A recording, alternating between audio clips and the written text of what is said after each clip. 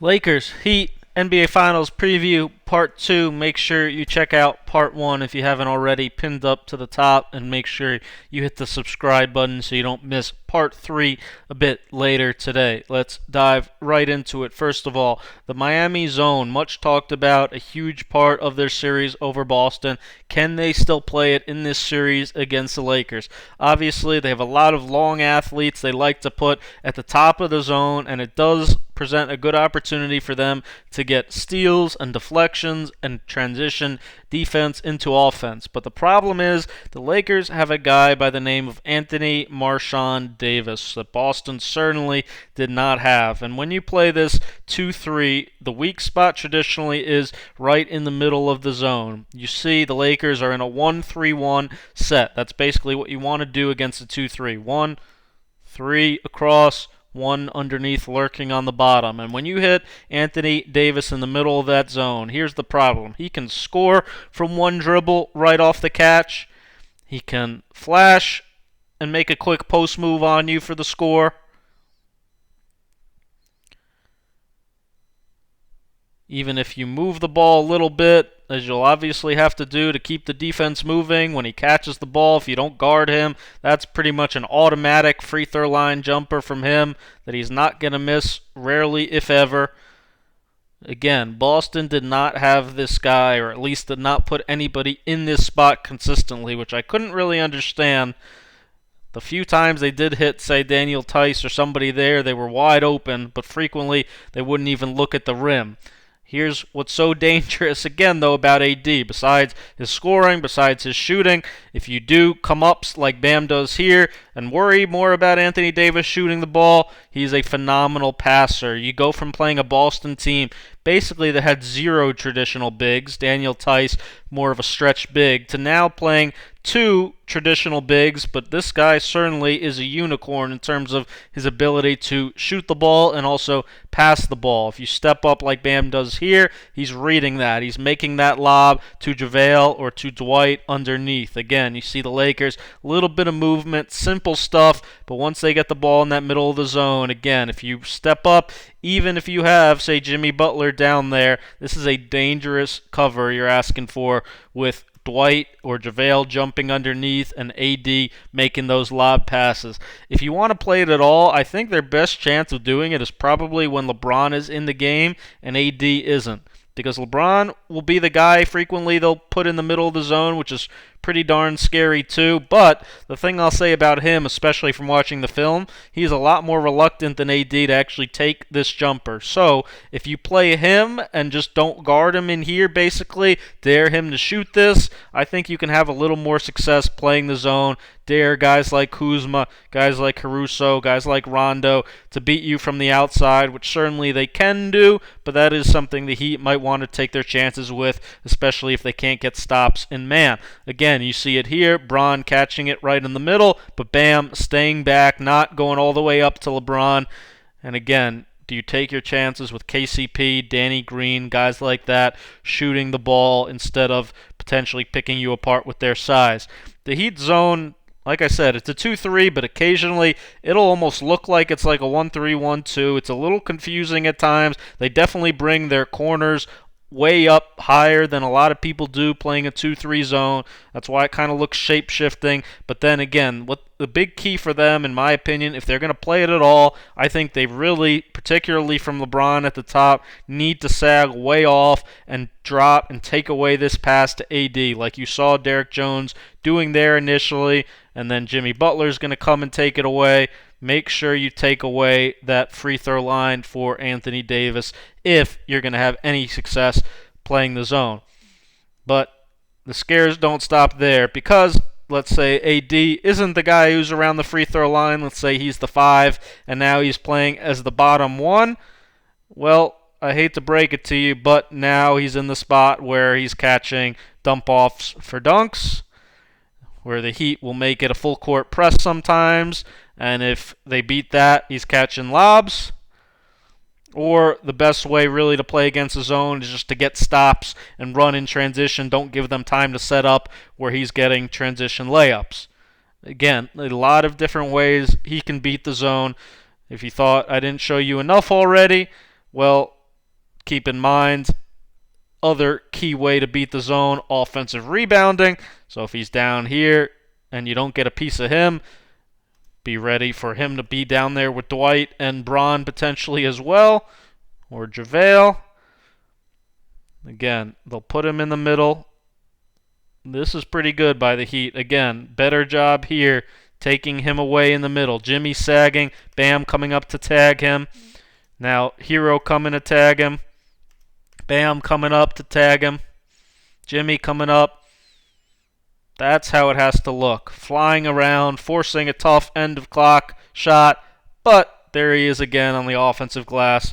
Obviously, Lakers not going to just stop playing. You need to defend for 24 seconds and potentially more. LeBron is going to cut two and slash, and you need to be ready for him at all times. As far as LeBron in the zone, the other thing the Lakers will do from time to time, like Boston, they'll set some ball screens against the zone, like you see AD here, and then Boston would usually come up and set a flare at the top. Lakers, though, their difference is they're going to have JaVale or Dwight down here screening the bottom middle of the zone, and now watch what happens, because by screening Jimmy, now if LeBron is able to get past Hero and JaVale screens the middle, now LeBron's got potentially a dunk. Good zone set there from them.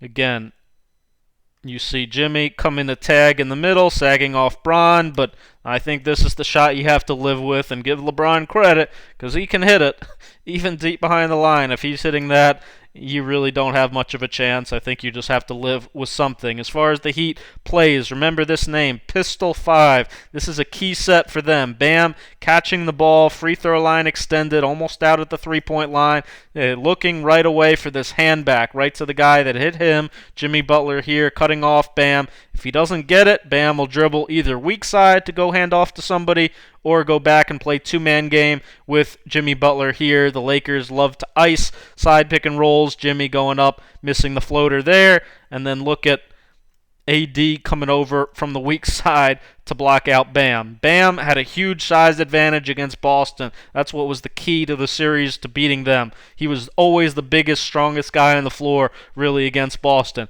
Problem is now, in this series, he might be the fourth strongest on the floor a bunch of the time. Those are some big boys the Lakers have to throw at him potentially. Here again is what they want. Pistol 5, hand back right to Jimmy. If you come over and help and have to stop the ball, that's when they're going to move it, find shooters. That'll be Goran Dragic now. Be ready to get out and take away his shot, or you're in trouble. If they don't turn the corner on the handoff, like let's say Danny Green sneaks underneath it like he does here, then they're going to turn right back around and re-screen, and Bam potentially has the backside roll open, and Jimmy is really good getting into the teeth of the defense, rising up for his jumper. Another little wrinkle out of it, sometimes they will fill the strong corner. On all the others, the strong corner was empty. When the strong corner is filled, it means they're not going to cut strong side anymore. Now they're going to cut weak side over here, and Bam passing out of this spot now is going to see potentially Hero try to back cut it, as he does again here, and then if he doesn't get it, again, they go back into pick and rolls and so on and so forth with Bam. Other key play, elbow X. It's going to start always Duncan, Bam usually, sometimes a few other wings, but it's always going to be a wing and Bam for the most part, playing games to get open. It could be Duncan screening for Bam, it could be Bam screening for Duncan. Here, Bam screens for Duncan. Both of them are going to pop out around the elbows. They're almost always going to fake this pass to Duncan Robinson because they always want to hit Bam in this set. The further out you can make him catch the ball, the better. Lakers do a good job here making him catch it way outside the three-point line, and then it goes into split game where all this stuff is just to read. Motion offense, you're reading Jimmy Butler, Duncan Robinson. Jimmy's going to back cut it. Duncan's going to try flying off. Good pressure from the Lakers forces the offensive foul. Other thing, dive into a high pick and roll. Jimmy Butler is the dive guy here, diving out. And now Dragic and Bam go into a high pick and roll. Look for the Lakers a lot of times to try weakening Dragic to his right hand, which makes sense, but KCP needs to see, even though Jimmy Butler's diving, right now actually that puts KCP in perfect position to be the help guy on the pick and roll. Come over here, be ready to help on Bam. If you don't see it like he doesn't here, Bam is again going to roll right to the basket for dunks. As far as the Lakers plays, they will run even fewer sets, less and less. One thing that they do run, this elbow away action where they hit big at the elbow, stagger away, and it becomes basically a triple screen, usually for KCP out of the corner. 1, 2, 3.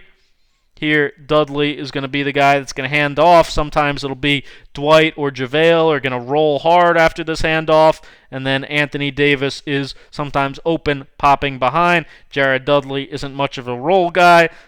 In this version, they hit AD, and then this is an ATO. They like for him to have a small come up instead of pick and roll for him. Rondo gets called for an illegal screen there. The other key play to remember for the Lakers, elbow curl. This is one of their favorite actions, particularly end of game. Sometimes Rondo will be this guy. Usually it's LeBron. It's going to catch it around the elbow, and then a small is going to go and set a little split or flex screen for Anthony Davis from the corner. And he's going to read how you play him. If you try to shoot underneath it to try to cheat the play and shoot the gap, he's going to pop it right back behind it, and he can absolutely hit that shot. That's what's so scary about that play. If you don't shoot the gap and you stay attached to him and you try to chase him, well, you better be ready to help, because right now this would be a layup if Duncan Robinson didn't take him away. But now he tries to call out Bam to switch onto Danny Green, which he sees way too late. Danny Green gets a pretty open three, and now, of course, Duncan Robinson is left to try to battle Anthony Davis on the offensive glass. Tough play that the Heat have to be really locked in to covering. Thanks for watching. Make sure you thumb up and subscribe. Hopefully you watched part 1. And again, if you want part 3, make sure you go to patreon.com/scoutwithbrian. I'll post a little teaser of part 3 in a bit, but if you want the full 13-minute bonus video, go to Patreon. Appreciate your guys' support.